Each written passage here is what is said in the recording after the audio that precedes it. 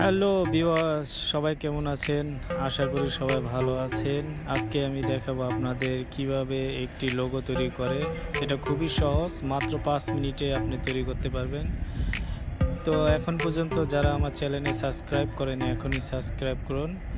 বেশি কথা না বাড়িয়ে চলুন আপনাদের দেখাই কিভাবে একটি লোগো তৈরি করে।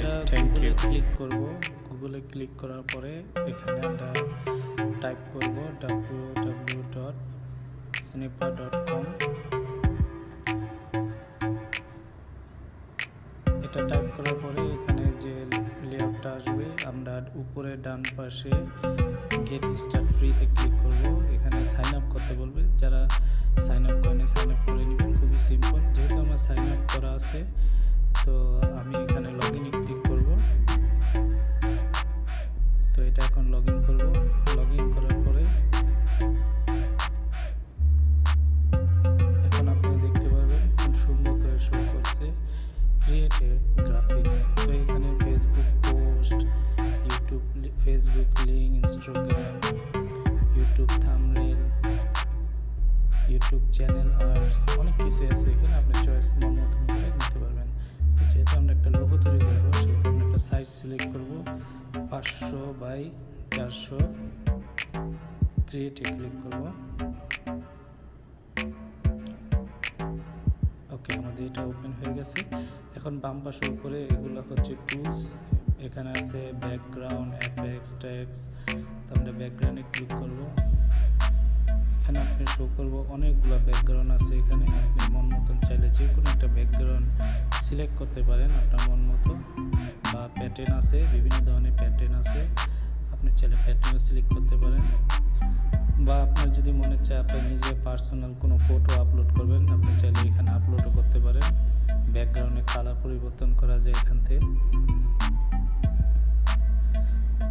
তো টাস্ক, এখানে টাস্কে আপনি ক্লিক করলে যে কোনো কিছু আপডেট করতে পারবেন। গ্রাফিক্স, বিভিন্ন ধরনের আইকন আছে এখানে।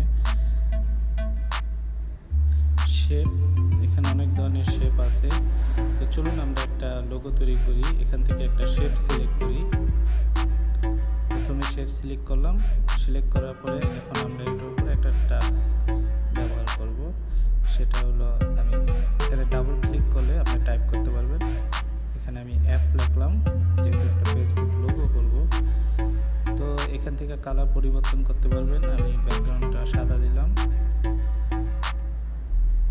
ওকে, টাস্কের ব্যাকগ্রাউন্ড সাদা দিলাম। তারপরে এটা আপনি চাইলে ছোট বড় করতে পারেন আপনার মন মতো। তো এখন শেপের যে কালারটা আছে, শেপের কালারটা আমি পরিবর্তন করব। তার জন্য শেপের উপরে ক্লিক করুন। বাম পাশে যে দেখছেন উপরে যে কালারটা আছে, ফেসবুকের কালার যেহেতু ব্লু, আমি এখানে ব্লু ক্লিক করলাম। কাস্টমে ক্লিক করে আপনি ইচ্ছে মতন কালার নিতে পারেন। ওকে, তো আমরা এখন একটি আইকন নিব গ্রাফিক্স থেকে, থামস আপ আইকন। আমরা এখানে লিখব থামস আপ। লেখার পরে সার্চ বাটনে ক্লিক করব। তো এখানে দেখতে পাচ্ছেন অনেকগুলো থামস আপ আইকন আছে। এখান থেকে আপনি যে কোনো একটা সিলেক্ট করতে পারেন আপনার মন মতন।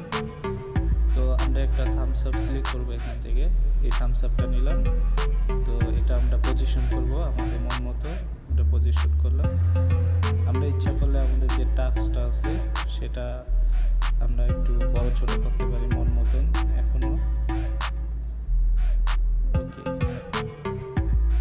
এখন উপরে যে একটা অপশন আছে আন্ডো রিডো, আপনি চাইলে আন্ডো রিডো করতে পারেন, আপনার মন মতন পজিশন করতে পারেন।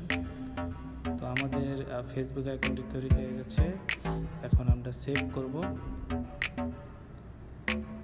ওকে, তো বাম পাশে মেনু বারে আপনারা দেখবেন সেভ গ্রাফিক্স, এখানে সেভ হয়ে গেছে আমাদের লোগোটি। তো আমরা এখন লোগোটা ডাউনলোড করব। ডাউনলোড করার জন্য ডাউনলোডে ক্লিক করলে এখানে অপশন দেখাবে। আমরা জেপিজি 2x সাইজটা নেব, এটা খুবই ভালো। তো ডাউনলোড হচ্ছে। ডাউনলোড হওয়ার পরে দেখুন আমাদের ডাউনলোড হয়ে গেছে। এখন এটা ক্লিক করব প্রিভিউর জন্য। ওকে, আমাদের সুন্দর একটা ফেসবুক লোগো হয়ে গেছে। তো ভিডিওটি ভালো লাগলে অবশ্যই আমার চ্যানেলে সাবস্ক্রাইব করবেন।